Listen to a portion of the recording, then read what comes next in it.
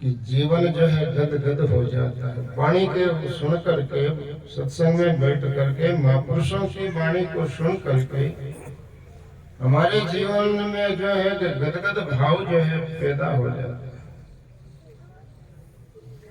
तो हमें समझना चाहिए कि आज मेरी सत्संग सफल है। हमारे रोंगटे जो है खड़े हो जाना चाहिए संतों के शब्दों को सुन करके। वाह भाई, ऐसा ही कोई जीवन होता है, ऐसी कोई ज्ञान की दशा होती है, ऐसी कोई प्रीत और श्रद्धा विश्वास का भाव होता है जो देखते ही बनता है। अब भजन के माध्यम से तो हमने आपके सामने ये बात जो है गा के सुनाई कि तू सुमिरन कर ले रे मना, बीती उम्र हरि नाम। आप सभी लोग समझदार लोग, सबके अंदर बौद्धिक शक्ति है, यानी आप सक्षम है कि खुद सोच सकते हो। क्योंकि आज बौद्धिक युग है, युग भी बुद्धि का ही है। शरीर बल नहीं, बौद्धिक बल है। तो सोचने में समर्थ हो। और इधर सदगुरु कबीर साहब ने कहा कि आज शरीर से भक्ति करना बहुत कठिन हो गया। सोच समझ से जो है जीवन को ऐसा परिवर्तित कर दे कि वो जीवन ही जो है भक्ति में बन जाए। आपने कबीर साहब की वाणी में सुना होगा कि कर विचार विकार पर हर तरण तारण सोई, कहे कबीर भगवत भजन द्वितीया और नहीं कोई। अभी आप लोग सत्संग की जाजम पर बैठे हो, संतों के शरण में सानिध्य में बैठे हो, क्या चाहिए बताओ भाई? ऐसे महापुरुषों की वाणी जो हमको जी शांत करने वाली है, सुखी करने वाली है, ये वाणी हम जो यहाँ बैठ करके सत्संग के अंदर सुन रहे हैं, तो आनंद तो होना चाहिए, राजी तो होना चाहिए। और इतना राजी हो, इतना आनंद हो और इतनी समझ आ जाए। आपने कुछ जतन नहीं किया, शब्दों को सुनने से जो आपकी समझ बदल गई और भक्ति मार्ग में लग गए। आप जहाँ भी जाते हैं, जहाँ भी रहते हैं, जो कुछ भी करते हैं, आपके अंतर हृदय का जो है ध्यान है वो जो है गुरु भक्ति में लगा रहता है। ये कला सीखनी बहुत जरूरी है कि जहाँ कहीं भी रहते हुए आपको जो है आपके हृदय में जो है भक्ति का भाव हरदम बनाए रखना। और वो भक्ति का भाव क्या भाव बना के रखोगे? हे सतगुरु, आप मेरे और मैं आपका। ये माला नहीं फेर सकते, ऐसा नहीं बोल सकते। अरे इतना तो कह सकता हूँ, इतना तो सब कोई जानते हैं कि आप हमारा और मैं आपका। इसमें किसको क्या पूछना पड़ा है? और कौन सी ऐसी जो है कि समस्या आई कि इतना नहीं कह सकते? जिस इष्ट गुरु के प्रति आपकी अनन्य श्रद्धा भक्ति है, उसको जो है ये हरदम जो है कि अपने भाव से कहो कि आप मेरे और मैं आपका। बाकी बैठना, ध्यान लगाना, सुमरन करना, योग जब तक पाठ पूजा करना, ये कोई कर भी ले तो भी मतलब जो है भाव बनाना उसके हाथ की बात नहीं है।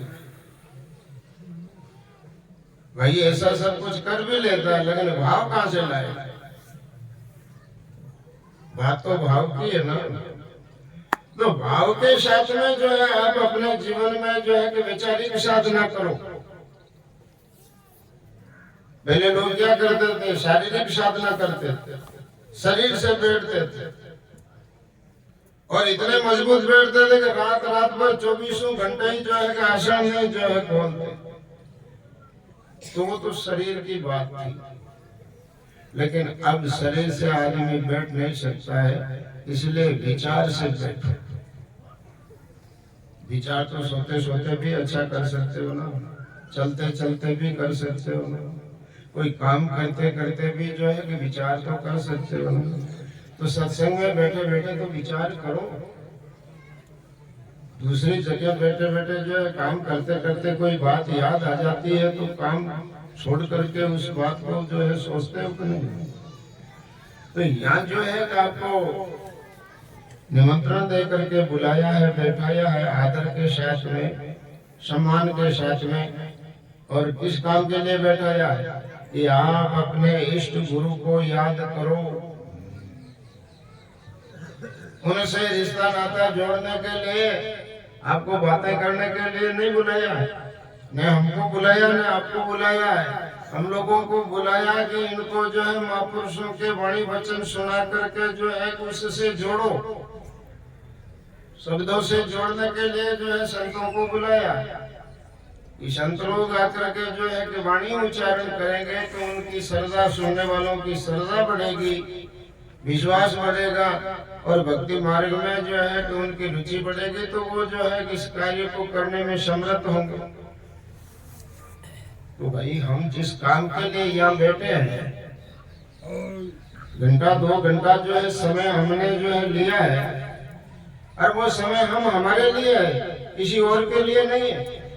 किसी और को कोई पूछना नहीं है, किसी को कुछ बताना नहीं, अपने आप को जानना है कि जो समय जो मिला है वो समय मुझे मेरे को पहचानने के लिए मिला है। तो अब जो है वाणी वचनों के साथ में जो है अपने ध्यान को भी एकाग्र करो। और इस वाणी में कहा है कि हाथी दांत बिनार, पंछी पंख बिनार, नारी पुरुष बिनार।